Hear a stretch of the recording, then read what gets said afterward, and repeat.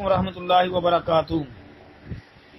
محترم بھائی نے لکھا جی نبی کریم صلی اللہ علیہ وسلم کا نماز وطر پڑھنے کا طریقہ کیا ہے؟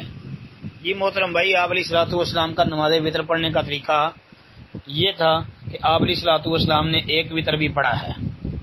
جی آپ نے 3 وطر بھی پڑھے ہیں، اور 3 وطر پڑھنے کا جو افضل اور بہترین طریقہ ہے نبی علیہ الصلوۃ والسلام کی سنت سے جو ثابت ہے وہ یہ ہے کہ آپ 2 رکعت پڑھ کے سلام پھیرتے، 1 رکعت اکیلی الگ پڑھتے۔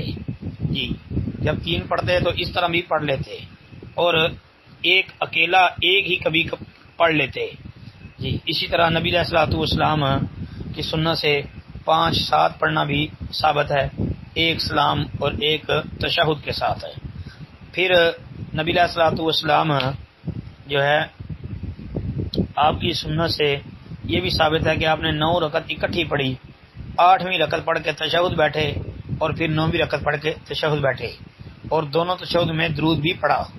یعنی آخری تشہد جہاں سلام پھیرا جاتا ہے اس میں تو درود پڑھتے ہیں نا، تو یاد رکھو کہ درمیانے تشہد میں بھی نبی علیہ السلام نے درود پڑھا، یعنی 8ویں رکعت پڑھ کے جب تشہد بیٹھے تو درود بھی پڑھا تھا۔ جی تو آپ علیہ الصلوۃ والسلام سے جو ہے وطر پڑھنے کے اس طرح مختلف طریقے ملتے ہیں آپ علیہ السلام کی سنت اور حدیث سے۔